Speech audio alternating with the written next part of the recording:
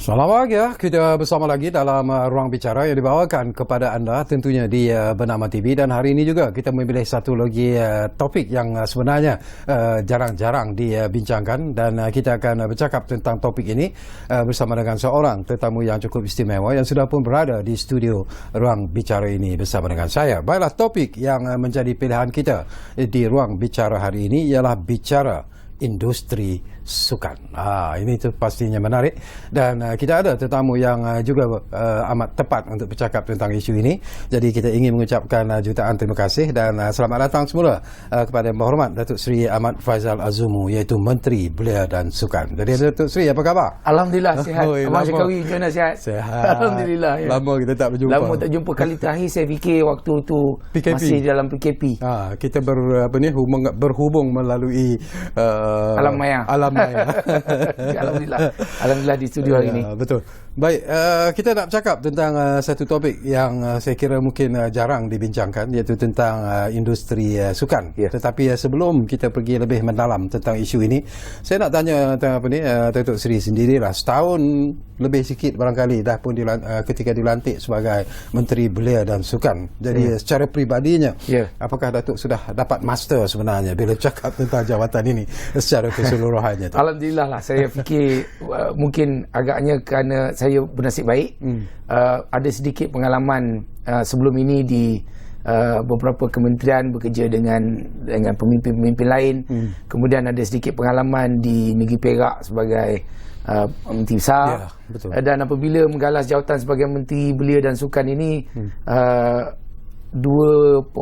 satu portfolio belia dan sukan yang begitu dekat di hati saya. Saya memang nak mengaku lah agaknya baru meninggalkan alam belia dan juga begitu meminati sukan. Jadi apabila mendapat tempat diberi amanah di Kementerian Belia dan Sukan ini, sebenarnya it's a very fun ministry dan I thoroughly enjoyed it so far. Alhamdulillah semuanya jalan dengan baik. Ada tak cabaran-cabaran yang mungkin memberi impak ataupun kesan juga dalam pentadbiran Datuk Seri sebagai Menteri Belia dan Sukan itu? Saya dilantik kalau tak saya dalam bulan 10 dan bajet dibentangkan. Saya mendapat tahu bila kita dengar bajet, program podium ditiadakan. Imagine that. Dan pada waktu itu immediately dalam bulan Januari saya terpaksa cari duit bagaimana nak meneruskan program podium ini. Waktu tu kalau Abang Syakawi ingat, semua atlet marah apabila saya terpaksa menurunkan allowance atlet-atlet yang berlatih di Majlis Sukan Negara. Sebenarnya kalau ikut bajet mereka, program itu telah ditiadakan. Alhamdulillah. Saya berusaha mengadakan memorandum Jemaah Menteri dan akhirnya berbincang dengan Perdana Menteri, dengan Menteri Kewangan. Alhamdulillah mereka menerima agar program ini kita teruskan, dan impak yang kita dapat dalam jangka masa pendek, we did very well lagi dalam sukan Commonwealth. Sukan C, alhamdulillah, walaupun kita ada atlet-atlet yang pertama kali bertanding di arena antarabangsa telah berjaya membawa pulangan pingat. Begitu juga di Commonwealth, di sukan ISSF baru-baru ini. So alhamdulillah, so far things are going good.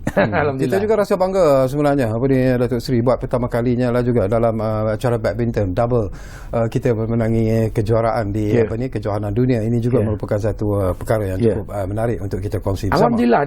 Dia orang kata tahniah kepada menteri, saya kata tak boleh tahniah kepada saya.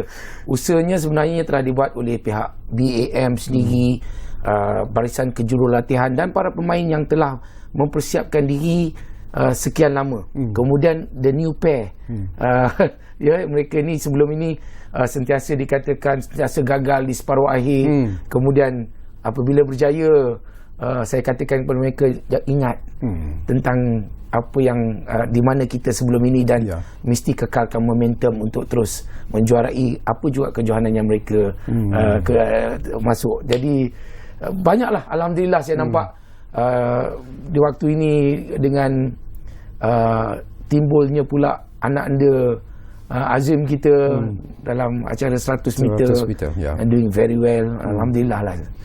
Kita menuju kepada laluan ataupun tujuan yang tepat sekarang ini. Cuma mungkin yang diperlukan ialah disiplin atlet-atlet saya kira kita berada di landasan yang betul, tetapi perlu mengekalkan momentum, fokus yang betul ke arah untuk lebih maju. Kita tak boleh gembira dengan apa yang telah kita ada, tetapi kena sentiasa bekerja kuat untuk mendapat lebih lagi. Betul, setuju. Baik, sekarang ini sudah pun bermula Sukan Malaysia ataupun SUKMA, dan ini juga sudah pasti akan mendapat perhatian yang cukup serius daripada Datuk Seri sendiri, kerana di sinilah dikatakan sebagai gelanggang untuk mencungkil bakat-bakat muda yang mungkin satu hari nanti boleh diketengahkan di peringkat yang lebih besar di peringkat antarabangsa. Jadi setakat ini perkembangan SUKMA daripada pandangan Datuk Seri. Tamunya alhamdulillah, saya rasa begitu bersyukur kerana kali terakhir SUKMA diadakan adalah di negeri Perak, edisi yang ke-19. Waktu tu saya Menteri Besar di Perak waktu tu. Betul. Dan 4 tahun tak ada SUKMA akibat pandemik, dan in fact kali ini kita telah pun membuat satu keputusan agar mereka yang berumur bukannya hanya 23 tahun ke bawah untuk mewakili, kerana kita mendapati atlet-atlet yang telah berusaha untuk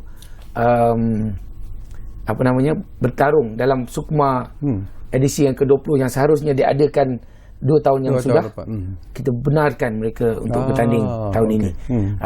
Dan begitu juga negeri Johor yang sepatutnya menganjurkan SUKMA pada tahun ini, memohon agar dikembalikan kepada peringkat kebangsaan ataupun pusat, maka kita ambil alih, Majlis Sukan Negara mengambil alih sebagai penganjur. Jadi inilah yang kita adakan, 31 acara sukan jenis sukan dipertandingkan dengan 426 acara yang akan melibatkan pungutan pingat. 2 acara we call it demonstrasi.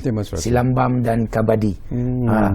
Ada juga orang kecewa kerana beberapa acara sukan tak dapat dipertandingkan kerana tidak cukup penyertaan. Kita telah tetapkan pada asalnya 8 penyertaan sekurang-kurangnya untuk satu acara. Kita kurangkan kepada 6 dan masih lagi tidak mencukupi, maka kita terpaksa membuat keputusan dengan semua negeri untuk membatalkan acara berkenaan. Namun saya ingin menyatakan komitmen Kementerian Belia dan Sukan melalui Majlis Sukan Negara untuk berhubung, bekerjasama rapat dengan Persatuan Sukan Kebangsaan acara tersebut, untuk contohnya acara diving, untuk kita adakan kejohanan bertaraf kebangsaan bagi atlet-atlet yang telah mempersiapkan diri. Tetapi tidak adil kita nak masukkan dalam acara pungutan pingat dalam SUKMA kerana negeri-negeri yang terlibat tidak mencukupi 6 acara ini. Sebab ini adalah keputusan Jawatankuasa tertinggi SUKMA, bukan keputusan saya. Perasmiannya bila, Dr. Sri? InsyaAllah pada hari Sabtu, yang akan dirasmikan oleh Yang Amat Berhormat Perdana Menteri kita sendiri. Alhamdulillah. Akan kita adakan secara sederhana di dalam Dewan Tunku Chancellor di Universiti Kebangsaan Malaysia di Bangi. Ini adalah kerana kita nak menjimatkan perbelanjaan, tidak mahu mengadakan tamasya besar-besaran. Yang penting kejohanan SUKMA dapat diadakan, tujuan untuk menjelmakan atlet-atlet baru yang satu hari nanti akan membawa nama negara di persada antarabangsa. Ini yang lebih penting daripada terlalu bermewah-mewah. Timbul juga satu persoalan yang mungkin saya ingin mendapatkan reaksi pada Datuk Seri sendirilah. Saya pun menerima banyak panggilan Datuk Seri. Mereka mengatakan bahawa promosi untuk SUKMA kali ini tidak dibuat dengan begitu sepatutnya lah. Ramai yang tak tahu rupa-rupanya SUKMA dah pun bermula. Dan saya pun terkejut bila tengok acara pun dah bermula sebenarnya. Jadi mungkin apa sebenarnya yang berlaku, Datuk Seri dari segi promosi itu? Saya mohon maaf lah bagi pihak Kementerian Belia dan Sukan dan bagi pihak Majlis Sukan Negara. Tahun ini sebenarnya tahun yang begitu padat dengan acara sukan. Kita bermula dengan sukan SEA, kemudian sukan Commonwealth. Nasib baik sukan Asia ditangguhkan. Kemudian ada sukan ISSF, now SUKMA. Acara saya nampak MSN terlalu padat. Dan saya fikir di situlah kelemahan yang ada. menyebabkan kita tidak sempat melakukan promosi secara besar-besaran. Namun saya yakin bermula daripada sekarang banyak saluran sedia untuk menghebahkan tentang kehadiran Sukma. Saya percaya orang ramai akan kembali mengikuti acara-acara yang akan diadakan. Okey, kita tinggal dulu tentang Sukma. Kita pergi kepada topik yang menjadi pilihan kita, iaitu bicara industri sukan itu sendiri. Bila kita sebut tentang industri sukan itu sendiri, apa sebenarnya yang perlu kita fahami sebenarnya, Tok Sri? Ya, saya fikir ramai yang masih tak nampak dengan begitu jelas apabila kita bercakap tentang industri sukan ni. Dalam satu-satu perlawanan, kalau perlawanan berprestasi sukan yang berprestasi tinggi, ianya melibatkan banyak perkara. Untuk menyediakan seorang atlet, selain daripada peralatan sukan, perkakasan sukan, pakaian sukan, mereka mungkin mempunyai kontrak dengan kelab yang mereka wakili. Kalau pemain bola, pemain hoki, dengan kelab masing-masing, memerlukan seorang peguam. Itu sebahagian daripada industri sukan. Pakaian, peralatan yang saya sebutkan tadi juga ada sebahagian daripada industri sukan. Kemudian bila ada perlawanan, memerlukan, kalau kita cakap tentang stadium, penyelenggaraan stadium, penjagaan rumput, ilmu untuk jaga rumput tu dengan grow light, dengan fan, kemudian penyelenggaraan keseluruhan, itu sebahagian daripada industri sukan. Apabila berlaku perlawanan besar-besar, melibatkan kehadiran ribuan, puluhan ribu penonton. Food and beverage, itu juga sebahagian daripada industri. Entertainment, bila cakap tentang entertainment, sistem bunyi, entertainment itu sendiri, pencahayaan, itu adalah sebahagian daripada industri sukan. Ini kalau kita cakap dari segi persediaan atlet hingga ke perlawanan. Tetapi selain daripada itu juga dari segi kita menjadi ahli kepada, ada yang minat nak jaga badan, pergi ke gimnasium jadi ahli, itu sebahagian daripada industri sukan.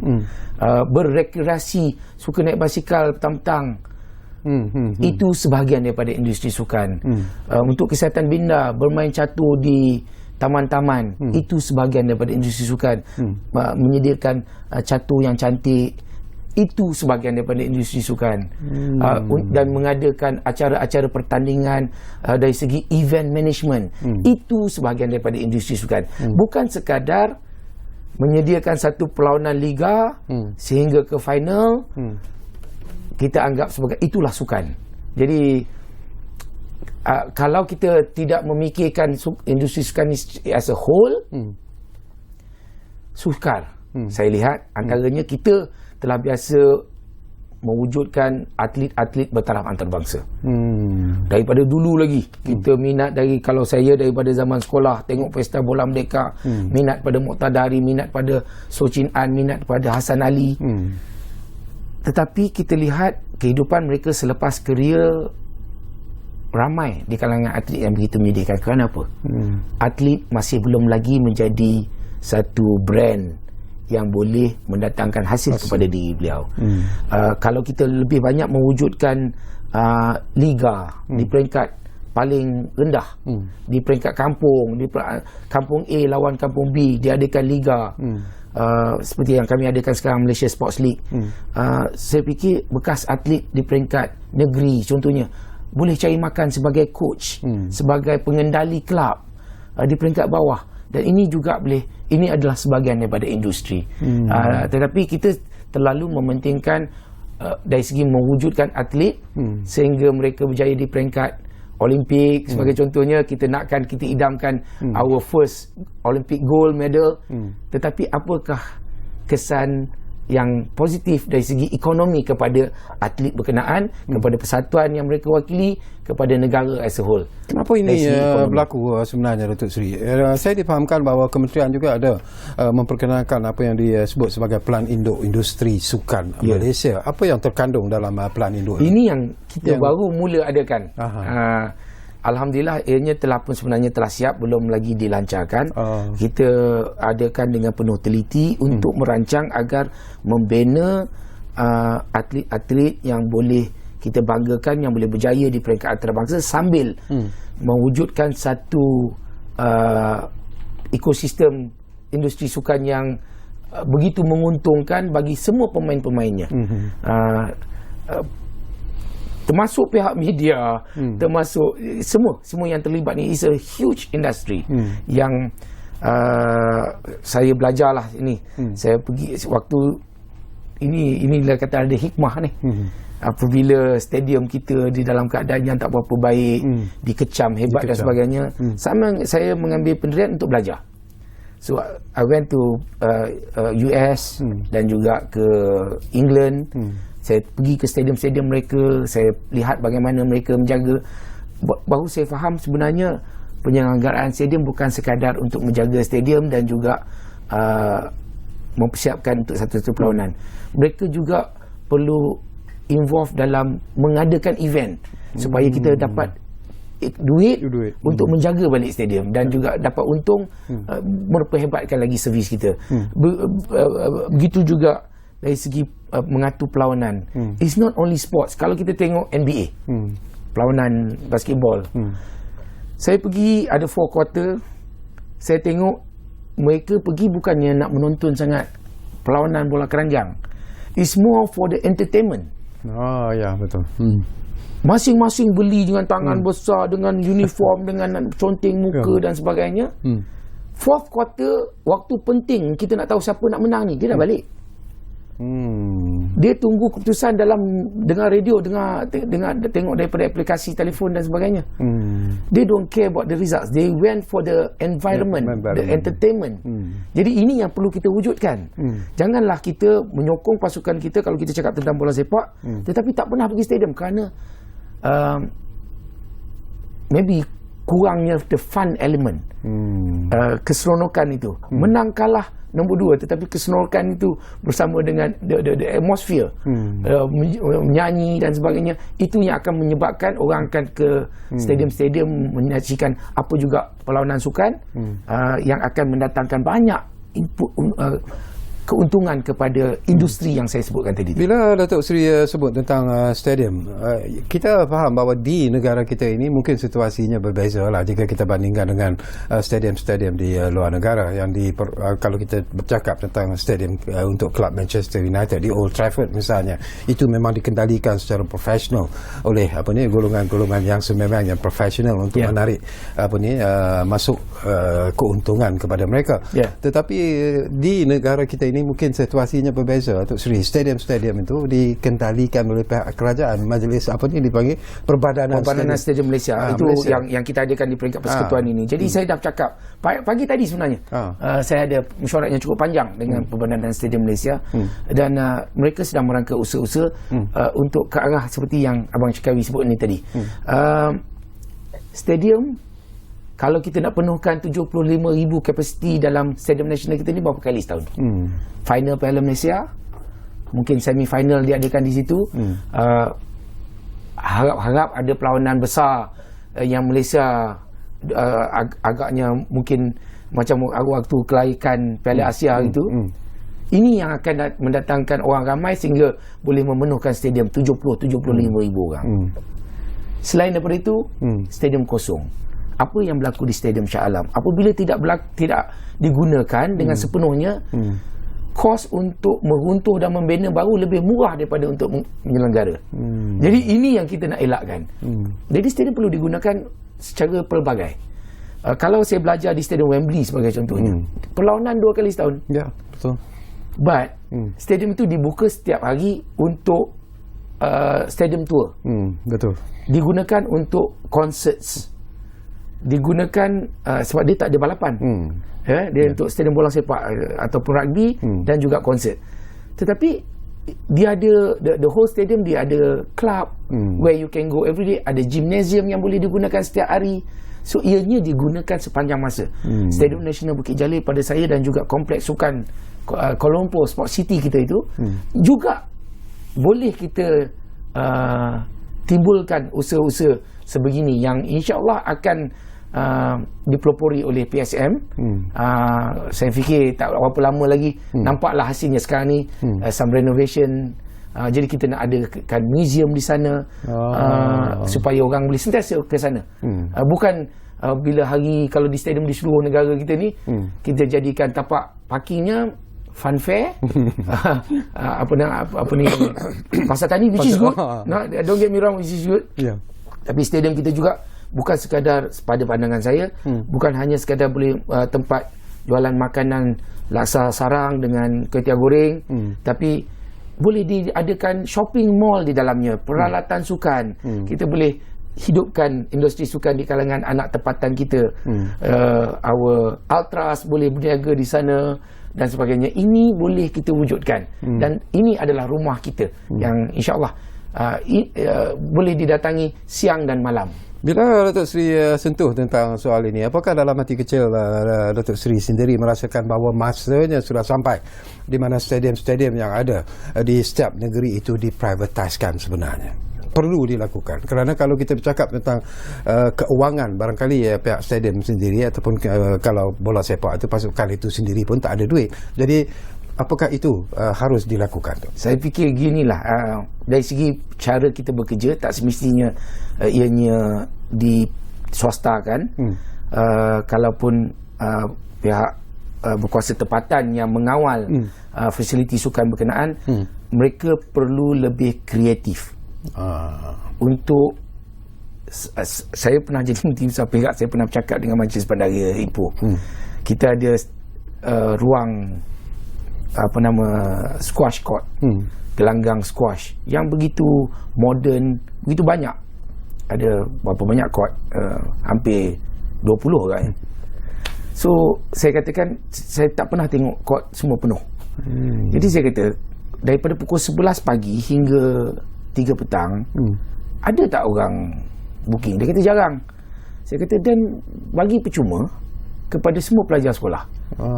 Waktu dia nak berlatih ke apa, datanglah, pakai percuma. Why not? Kalau tak pakai, dia akan retak. Dia akan lekang dan sebagainya. Ini kita ada kos lagi nak selenggara. Jadi buka, saya katakan.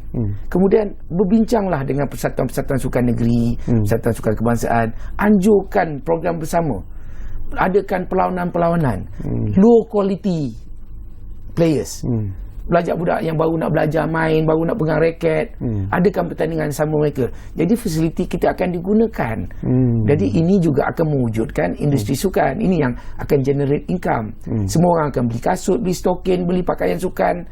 Jadi ini akan dicukai oleh kerajaan. Ianya akan datangkan kembali pulangan kepada negara. So it's very important. Tapi saya sedih bila orang nak buat mesti nak tunggu yang berprestasi tinggi. Bila kita nak buat ni? Berapa ramai pemain yang kita ada nak buat? Setahun berapa kali? Jadi ini perlu direnungi dengan betul. Jadi KBS sedang merangka usaha ini, dan apabila siap plan yang disebutkan tadi, kita akan move forward dengan insya-Allah kita akan adakan expo industri sukan, buka mata, minda orang ramai tentang apa yang perlu kita buat, peluang-peluang yang ada dan sebagainya, insya-Allah. Contohnya Abang Syikawi, baru ni kita buat FA Cup final. Saya seronok. I wasn't around, saya di Mekah. Tetapi saya nampak ada persembahan muzik. Inilah dia industri sukan. Give us some entertainment dan sebagainya. Ini yang dimaukan oleh penonton juga sebenarnya. Exactly. Penyanyi, pelakon dapat boleh cari makan bersama dengan industri sukan. Okey Tok, kita akan sambung lagi, tapi seperti biasalah kita diarah untuk berehat dulu buat seketika. Datuk Seri kita terima arahan. Minum dulu. Oh ya, sebelum saya lupa, kita juga sebenarnya mendapat keizinan daripada Datuk Seri untuk membuka talian kepada anda. Jadi kalau anda juga ingin berkongsi pandangan dan juga pendapat berkaitan dengan isu yang kita bincangkan ini, jangan lupa seperti biasalah kami menyediakan 2 talian kepada anda di 0326979767 dan juga 0326979768. Kita rehat dulu.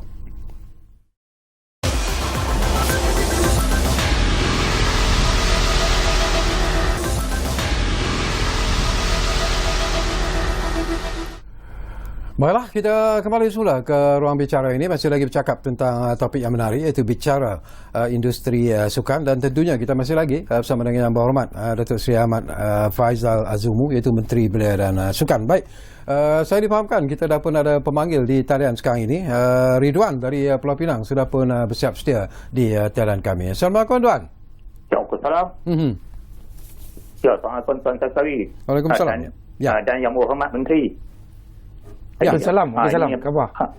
Ini saya ada beberapa soalan kepada Datuk Seri.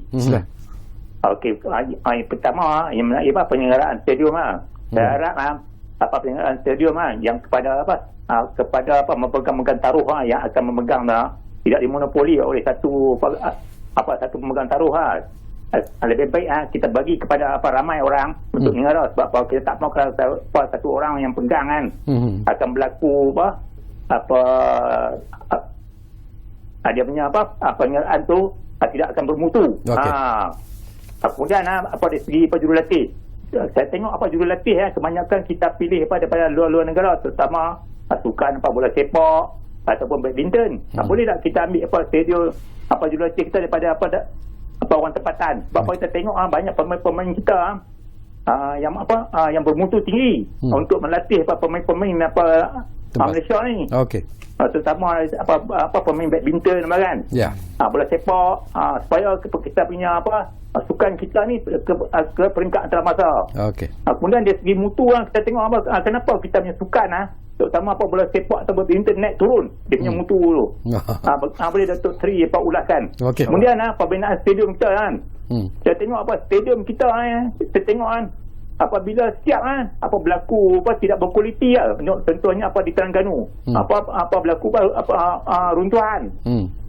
Saya harap kemudian hari apabila kita membina satu stadium tu benar-benar dianya adalah berkualiti. Okey. Boleh Datuk Seri ulas dalam ni. Okey, insya-Allah. Terima kasih. Wassalam.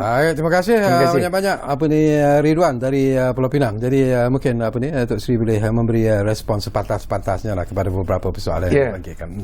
Terima kasih saudara Ridwan daripada Pulau Pinang. Teringat pula lain kita nak makan nasi kandar.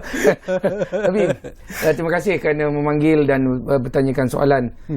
Yang pertamanya, kalau tak salah saya, berkenaan dengan penyelenggaraan stadium. Ya, penyelenggaraan stadium. Ya, itulah yang kita sedang perkatakan ini.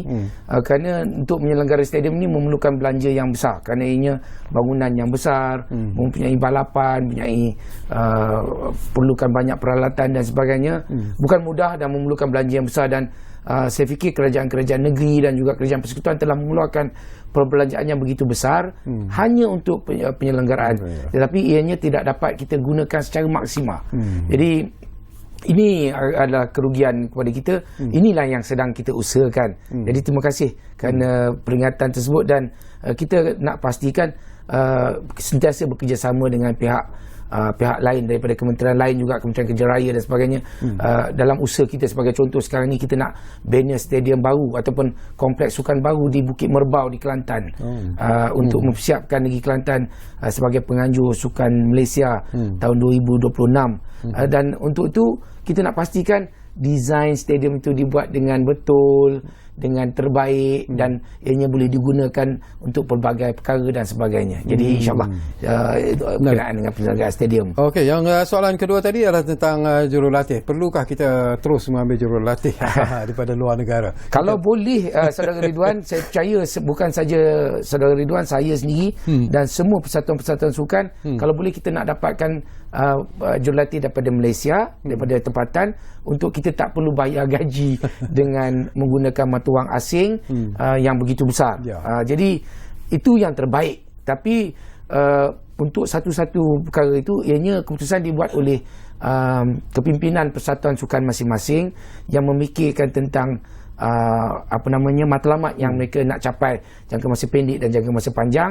Maka itulah yang membuatkan keputusan-keputusan yang mereka adakan dari segi jurulatih badminton, bola sepak dan sebagainya. Tetapi at the end of the day, kalau boleh saya rasa semua persatuan nakkan jurulatih daripada tempatan itu. Saya rasa kita kena perlu sama-sama usahakan. Okey. Persoalan yang ketiga tu pun bagi saya menarik lah. Ini pun memang menjadi rungutan dan juga ialah ada rasa tidak puas hati dan sebagainya tentang prestasi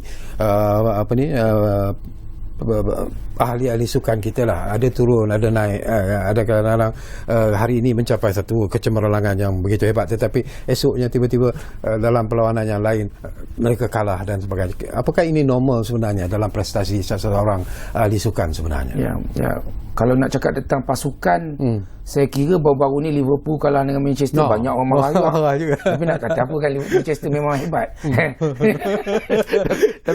tapi memang begitulah dalam itu adat pertandingan. Saya fikir tak ada atlet, tak ada pemain yang bermain untuk kalah.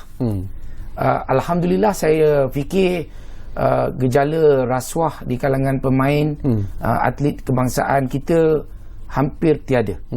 Ini tak ataupun tak terlihat oleh saya lah, sekurang-kurangnya. Saya begitu yakin yang atlet-atlet kita sentiasa kalau menyarung jersey kebangsaan bermain dengan penuh bersungguh-sungguh. Tetapi malangnya kadang-kadang kita ada perkara-perkara lain. Sebagai contoh, Datuk Pandalela baru ni di Commonwealth, saya pun sedih. Saya tak tidur malam tengok dia terjun, tewas, dan prestasinya begitu hambar. Bila kita tengok balik, dapatkan cerita di sebaliknya, betapa beliau jet lag, peralihan masa dan sebagainya, menyebabkan prestasi beliau begitu hambar. Kita boleh faham beliau telah cuba dengan sebaik mungkin, tetapi ada elemen-elemen lain yang menyebabkan perkara itu berlaku. Bola sepak, bola itu bulat, anything can happen. Tapi saya percaya semuanya sedang cuba dengan yang terbaik. Tetapi nak maintain momentum tu, saya sentiasa katakanlah, our players ni kadang-kadang itulah yang saya harap di Malaysia ni. Kalau atlet kita di atas, jangan terlalu memuji. Kadang-kadang mereka manusia biasa. Kadang-kadang bila kita di awang-awang, kaki tidak di bumi, perkara ini boleh berlaku. Begitu juga apabila mereka di bawah, jangan pula dikecam sampai patah semangat nak bermain lagi. Sampai ada pemain-pemain lain ataupun ibu bapa yang ada anak yang berbakat, takut anak dia libatkan diri dalam sukan itu kerana kecaman daripada orang ramai. Jadi kita perlu timbang elok-eloklah apabila kita nak katakan tentang perkara. Okey, akhir sekali tadi Ridwan membangkitkan tentang isu ini pun secara ringkaslah, pembinaan stadium. Dilihat ada stadium-stadium yang dibina, tetapi in terms of quality itu tidak mencapai seperti apa yang diharapkan sebenarnya. Jadi ini susah juga nak jawab. Susah nak komen lah, sebab waktu tu saya masih belum di sini dan saya tidak terlibat. Tetapi kita belajar daripada apa yang pernah berlaku. Kita lihat pembinaan stadium, kalau kita nak buat mengikut kapasiti yang mampu kita selenggara untuk satu jangka masa yang panjang. Jangan kita buat stadium besar, kemudian akhirnya kita gagal untuk selenggara dan sebagainya. Jadi hari ini insya-Allah kami akan pastikan apabila kita nak lakukan sesuatu tu, kita akan fikir panjang, belajar daripada kesilapan-kesilapan lama agar ianya tidak berulang. Okey, kita juga nak kembali semula kepada perbincangan tentang bicara industri sukan negara ini. Saya juga tertarik hati difahamkan bahawa KBS juga sedang dalam usaha membangunkan apa yang disebut sebagai akaun satelit sukan. Apa yang dimaksudkan sebenarnya, Datuk Sri? Buat masa ini, kalau mengikut daripada sumber daripada Kementerian Perdagangan Antarabangsa dan Industri, dikatakan rakyat Malaysia berbelanja hampir 430 juta ringgit untuk produk dan kegiatan sukan serta rekreasi pada tahun 2021. Jadi, tapi saya percaya sebenarnya kita berbelanja jauh lebih daripada jumlah tersebut, daripada 430 juta yang tercatat. Jadi saya perlu adakan satu akaun satelit industri sukan untuk benar-benar memberi kita satu maklumat yang tepat bahawa berapa banyak yang kita belanja untuk sukan. Belanja untuk sukan ni bukan sekadar macam saya hari ni pakai pakaian sukan, stokin sukan, kasut sukan, dengan peralatan sukan dan sebagainya. Saya main bola, sakit kaki, makan painkiller. sebahagian daripada industri sukan. Bila kita pergi jumpa doktor, pergi picit kaki, itu sebahagian daripada industri sukan. Jumpa sports therapist dan sebagainya, ini adalah sebahagian daripada industri. Jadi ini perlu kita calculate dengan betul. Hari ini orang ramai di Malaysia, kalau di Kuala Lumpur ni saya dengar ada kelab-kelab golf. Kalau yuran nak jadi yuran keahlian RM200,000 pun ada. Yang eksklusif lah, yang mahal tu. Jadi this is how much rakyat sanggup spend, orang yang ada duit sanggup belanja untuk mendapat rekreasi dan sukan, perkhidmatan sukan yang di negara kita ni. Jadi sebenarnya begitu besar. Ianya satu industri yang cukup kuat. Ini yang saya nak rakyat faham, supaya mereka juga dapat terlibatkan diri dalam industri ini, kerana ianya benar-benar menguntungkan. Bila Datuk Seri sebut bahawa ianya benar-benar menguntungkan, di mana kelemahan kita sebenarnya, Datuk Seri, selama inilah yang mungkin secara kita sedar ataupun tak sedar, yang mengakibatkan bahawa industri sukan itu sendiri dilihat sebagai industri yang mungkin tidak penting sebenarnya. Kita setakat ini kita keluarkan belanja untuk mewujudkan atlet yang berjaya di peringkat antarabangsa. Kita nakkan gold medal, kita program podium ialah ke arah untuk mendapatkan our first Olympic gold. And kita belanja ratusan juta ringgit. Itu kita sanggup. Kita sanggup nak tengok pasukan badminton kita dapatkan kembali Piala Thomas. Dan kita sanggup keluar belanja. Tetapi kita tak nak, dan sekarang ni kita cuma mendapatkan dana ini daripada kerajaan. Sampai bila kerajaan mampu keluar duit with very small return? Jadi saya berpandangan lebih baik kalau kita sambil itu kita buat, kita juga harus wajib memperkembangkan industri sukan itu agar ianya dapat menjana ekonomi kepada semua yang terlibat dan juga kepada kerajaan. Dan kita baru boleh flourish. Tetapi setakat sekarang ni, even if we get bukan one goal, kalau kita dapat 50 goal pun, tapi kalau kita tak dapat create the industry, kita tak dapat jadikan atlet kita sebagai selebriti, sampai bila kita boleh tanggung kita punya atlet? Apakah kita, tapi hari ini apabila kita nampak atlet kita jual tisu tepi jalan, salah kerajaan. Sedangkan saya fikir sebelum ini kita tidak memikirkan apakah yang mampu dibuat oleh atlet itu selepas kerjaya mereka. Tentunya mereka akan tua, tentunya mereka akan menurun prestasi mereka dan tidak lagi bertarung di peringkat antarabangsa. Apa akan jadi kepada mereka? Perkara ini perlu kita fikirkan, dan saya fikir yang terbaik ialah untuk mereka terlibat dalam industri ini yang boleh mendatangkan ekonomi yang besar. Secara peribadi juga, Datuk Seri, are you happy sebenarnya dengan penglibatan syarikat-syarikat besar, misalnya syarikat-syarikat swasta dalam usaha untuk membangunkan industri sukan ini sebenarnya? Very happy sebenarnya. Sebenarnya banyak.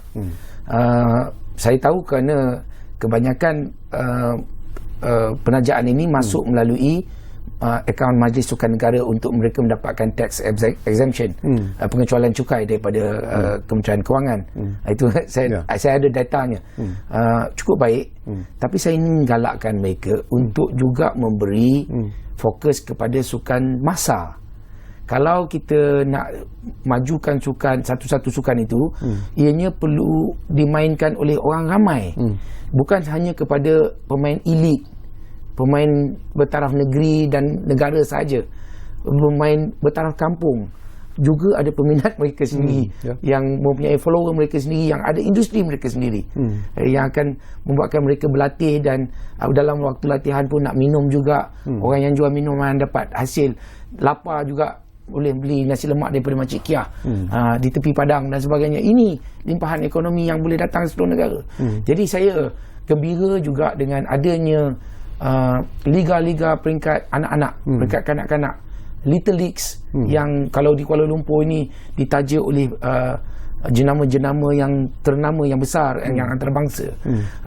Ini penting bagi mewujudkan industri tersebut. Jadi alhamdulillah, saya lihat ianya berjalan dengan baik. Sebagai contoh yang saya sebut, Little League di Kuala Lumpur ni, sewaan padangnya mencecah jutaan ringgit sebulan dari segi pendapatan.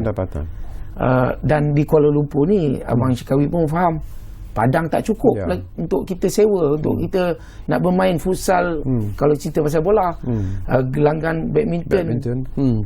Betul. Bukan mudah sekarang ni. It's a huge industry dan kita semua patut ambil peluang. Bila Datuk Seri sebut tentang kita patut ambil peluang, ini pun sesuatu yang menarik juga. Ada juga yang merasakan begini, Datuk Seri. Mereka mengatakan bahawa kadang-kadang imbuhan ataupun ganjaran yang diberikan kepada atlet-atlet yang berjaya itu dikatakan terlalu besar sebenarnya, dan kadang-kadang itu mengakibatkan atlet-atlet itu melihat bahawa mereka sudah menjadi superstar dan sebagainya, dan mereka tidak harus melihat ke bawah sebenarnya. Jadi apakah itu juga antara faktor yang menyebabkan jatuhnya prestasi? Imbuhan ni pun namanya pun imbuhan dan juga insentif. Insentif ni maknanya untuk melonjakkan kita. Bila dia dapat insentif, dia jadi lagi kuat. Dia vitamin. Sepatutnya dia vitamin. Jadi tetapi apabila terlalu banyak hingga menyebabkan kemudian seseorang itu boleh hilang fokus, dia dah jadi nak pakai cantik, nak pakai kereta elok, dah jenama telefon pun jenama, dah dia jadi lain. Jadi fokus kepada sukan tu dah lari. Jadi ini pun perlu dibuatlah. Jadi saya selalu beritahu dengan anak-anak ataupun adik-adik atlet kita semua ni, keep your focus, sebab akhirnya those things will come. Dan saya selalu kata, kalau dapat insentif, dapat imbuhan ni, bagi mak bapak simpan dululah.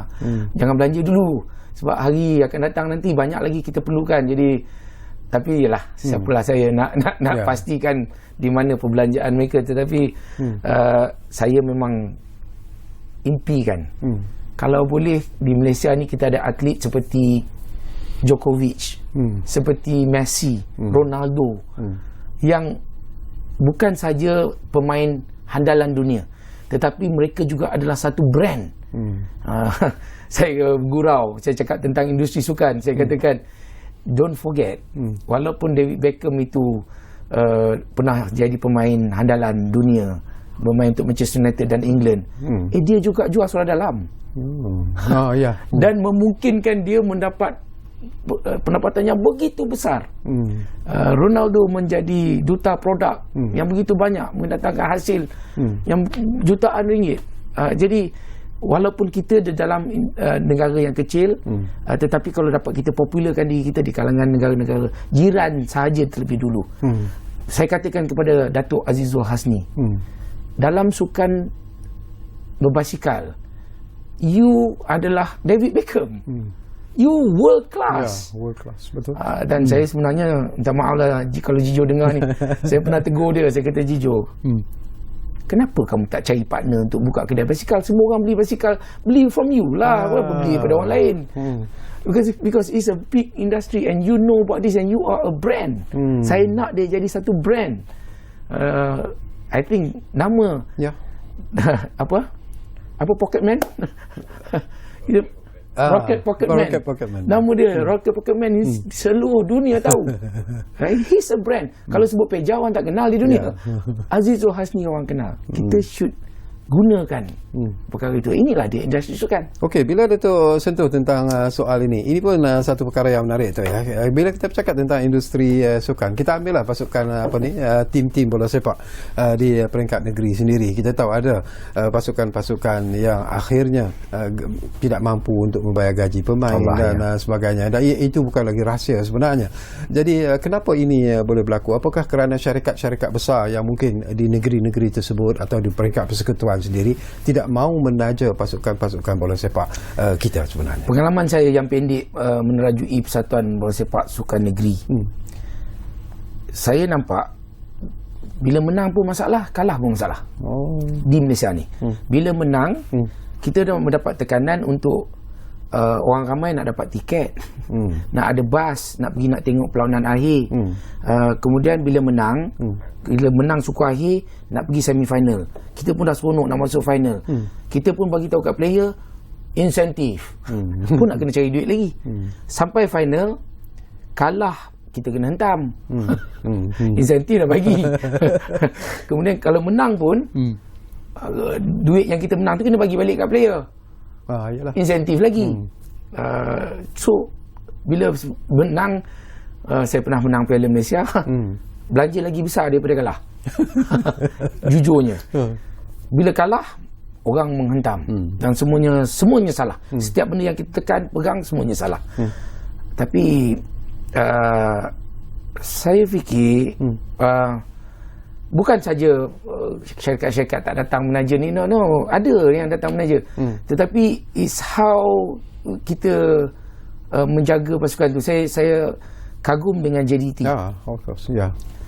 They invest on a stadium, training pitch, gymnasium, very serious dari segi penjenamaan. Pergilah ke stadium, ke apa namanya, airport Senai, lapangan terbang Senai, ada kios menjual peralatan merchandise JDT.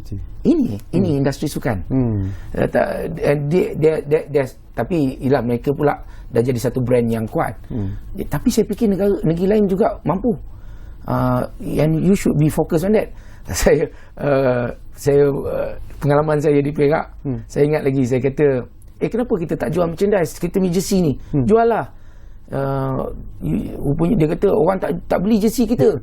Jersey kita RM120. Ada orang print RM10, orang beli yang RM10 lah. Saya tanya balik, yang kita tak buat RM10, kenapa?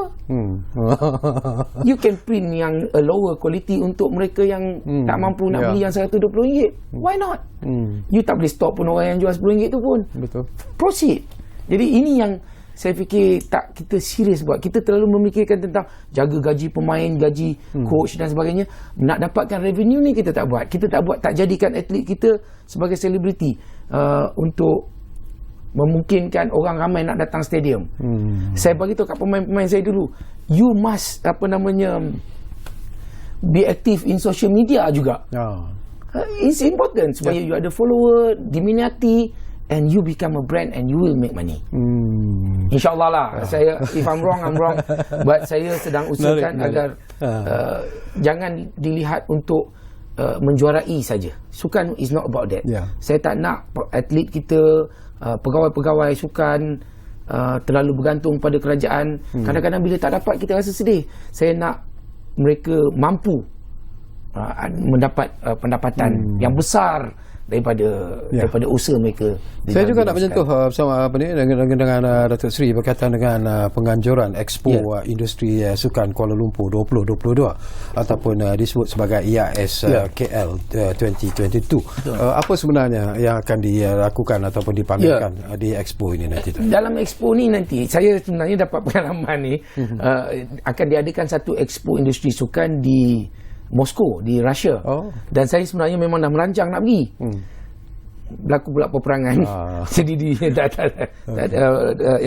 Expo tu pun dibatalkan. Kemudian dari situlah saya dapat idea, maybe we should organize.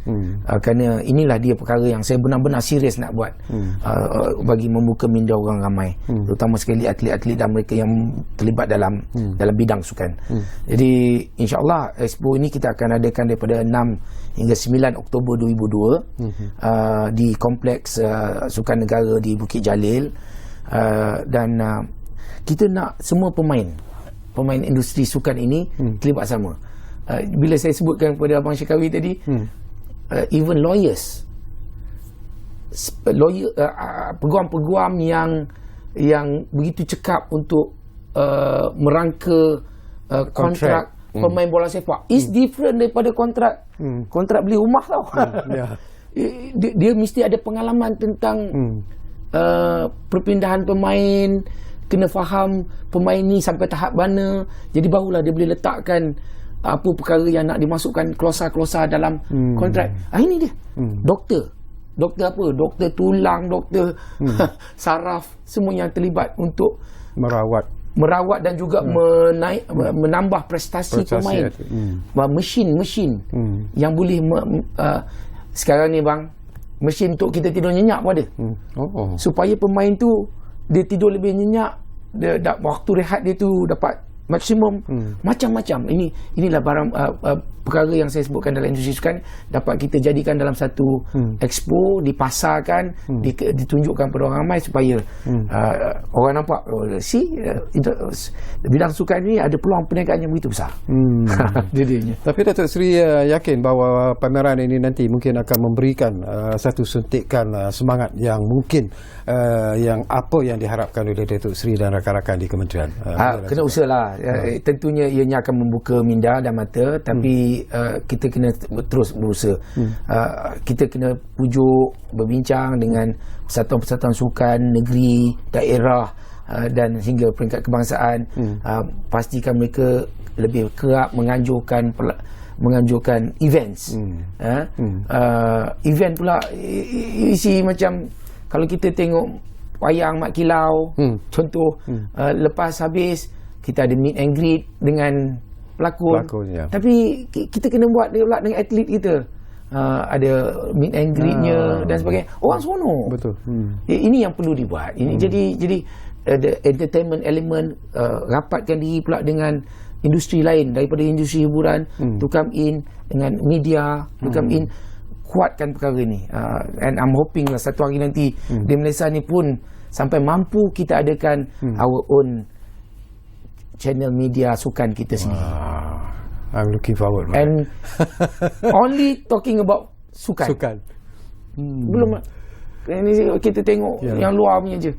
Okey, kita di penghujung sebenarnya. Allah tak cukup masa kan? Datuk Seri, tinggal lebih kurang 2 minit saja lagi. Jadi harapan dan juga seruan dan juga apa yang ingin Datuk Seri sampaikan kepada penonton-penonton kita. Kita bercakap tentang bicara industri sukan. Silakan. Terima kasihlah sekali lagi kerana jemput saya di sini. Ini peluang saya nak bercakap dengan orang ramai tentang usaha-usaha yang sedang dibuat oleh saya dan juga Kementerian Belia dan Sukan. Saya mengharapkan usaha-usaha ini dapat sokongan, dokongan. Kalau salah jangan terus sentam, bagi nasihat, kita nak perbaiki. Niat kami hanyalah sekadar untuk memastikan, sebagai contohnya kalau dalam perkara berkenaan dengan industri sukan ini, tidak hanya mewujudkan atlet berprestasi tinggi yang boleh mengharumkan nama negara, membawa pulang kejuaraan dan sebagainya, tetapi juga memastikan mereka mempunyai masa depan selepas kerjaya yang terjamin, kembali kepada bidang yang diminati, yang boleh mendatangkan pulangan dari segi ekonomi dan boleh melibatkan orang ramai yang meminati sukan ataupun yang boleh menjana pendapatan daripada industri sukan. Ini yang saya harap dapat kita wujudkan daripada perkara ini. Maka dengan itu kita secara kecil-kecilan melalui Jabatan Belia dan Sukan Negara mewujudkan banyak program-program seperti Malaysia Super League, Malaysia Little League, 1000 Liga. Ini adalah acara-acara sukan di peringkat kampung-kampung, di peringkat paling bawah. Dan saya harapkan semua orang libatkan diri. Apabila semua melibatkan diri, yang paling penting badan kita sihat.